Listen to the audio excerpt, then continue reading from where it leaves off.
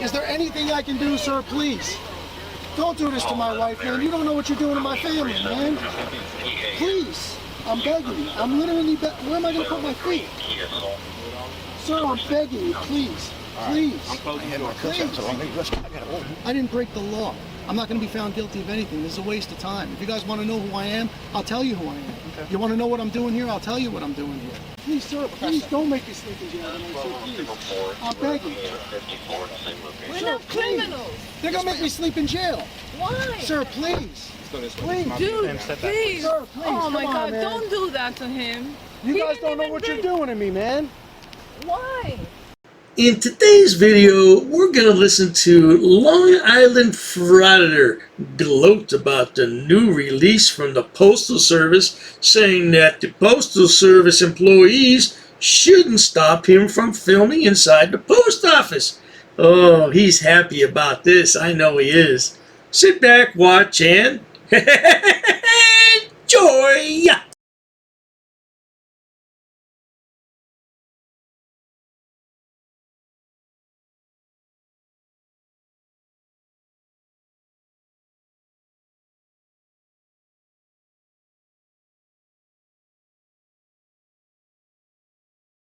Recently, we've seen instances of people taking video outside Postal Service facilities. Some have even filmed inside our lobbies. These videos are posted to social media in an attempt to capture our employees in argumentative situations which cast the Postal Service in a negative light. First of all, my response to this is that you are responsible for your own actions. Your postal employees are responsible for their own actions. You know, I can speak for myself. When I go inside a post office, you know, I'm not agitating anyone. I'm not trying to bother anybody. So if you're going to act that way and you're going to go crazy and go postal, pun intended. Sean, you and I both know the only reason you do this is for the money. And you're making a ton of money. When you were interviewed by the New York Post just 2 short years ago, you refused to divulge how much money you were making each month.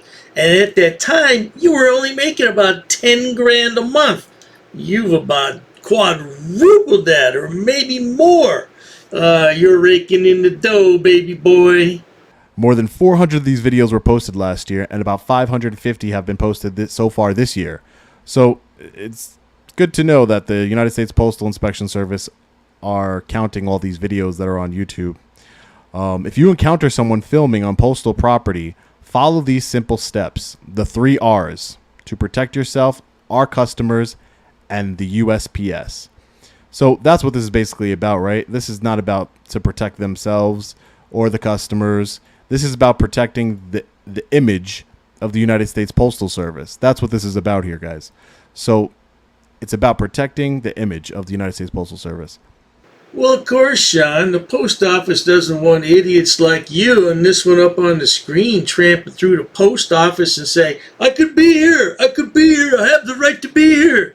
No, that's not what the post office is all about. You idiots just can't get a real job. That's what it's really about. So the first step is to refrain. In other words, don't take the bait. Don't take the bait. Yeah, I guess that's a smart move. Don't take the bait if there was any bait. You know, don't go in front of people and start saying, don't record me. The goal of these individuals is to elicit a confrontational responses from our employees. No one, retail associates, supervisors, managers, or postmasters should approach these individuals. No one, retail associates, supervisors, managers, or postmasters should approach these individuals. And then it has a bunch of bullet points here. Don't insist they stop filming or state they're violating the law. This is my favorite bullet point. Don't insist they stop filming or state they're violating the law. You know how many post offices I've been in? It's against federal law to film inside of a post office. You know, I hear that all the time. Sean, we've watched you long enough to know by now it doesn't matter what anybody says to you, and it doesn't matter what signs are posted. You're going to do what you want because you have this idiotic idea that you're a member of the press and you have credentials and all this nonsense. Shut your mouth. You know, ever since 9/11, I've been told, You know, ever since 9/11, it's considered a terrorist act to film inside of a post office. It's against the law. Blah, blah, blah. You know, even the Postal Inspection Service is telling these people to don't tell anybody to stop recording and don't state that they're violating the law, because we're not. And Poster 7 is a law. For those of you who don't know that, Poster 7, the rules and regulations governing conduct on postal property, that is actually, you know, a federal code. So it is a law.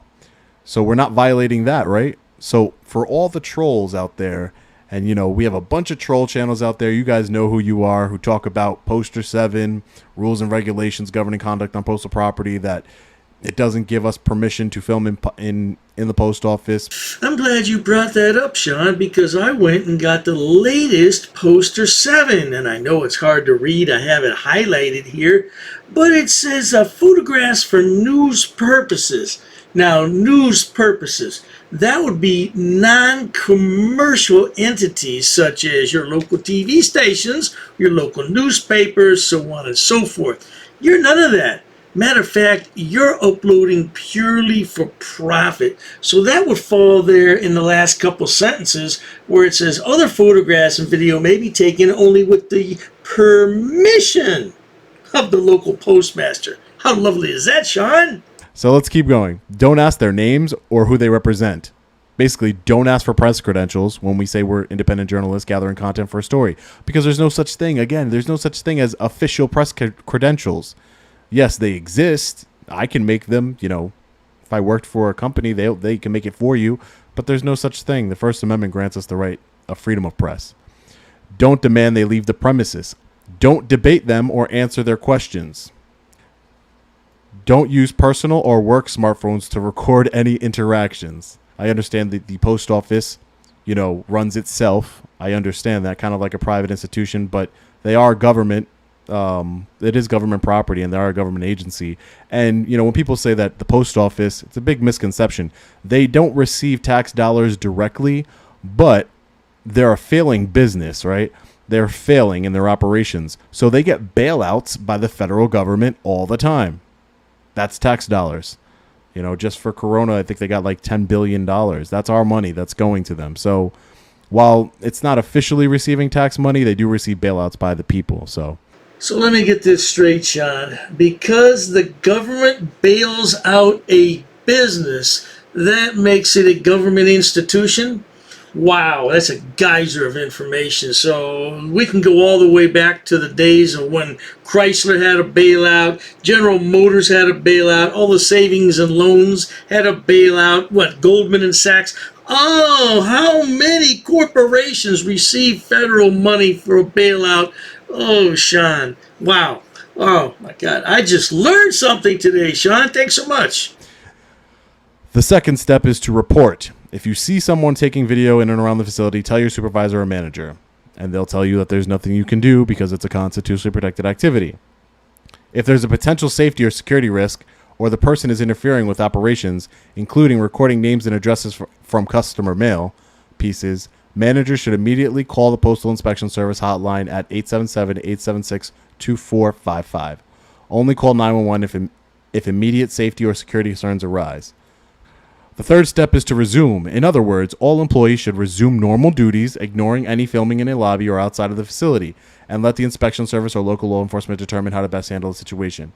By remaining calm and following these guidelines, refrain from interacting, report instances immediately, and resume normal work duties, you'll protect yourselves, our customers, and the Postal Service. Thanks for listening. So there you have it, folks. He rambles on for about another 10 minutes or so. We're not going to listen to that nonsense, but this only emboldens Frauditors. They didn't need any encouragement. They're going to do exactly what they want to do. They don't need the postal authorities to tell them what to do. But if you enjoy watching idiots, imbeciles, and morons on my channel like Sean, please subscribe. As always, thanks so much for stopping by. Cheers to that.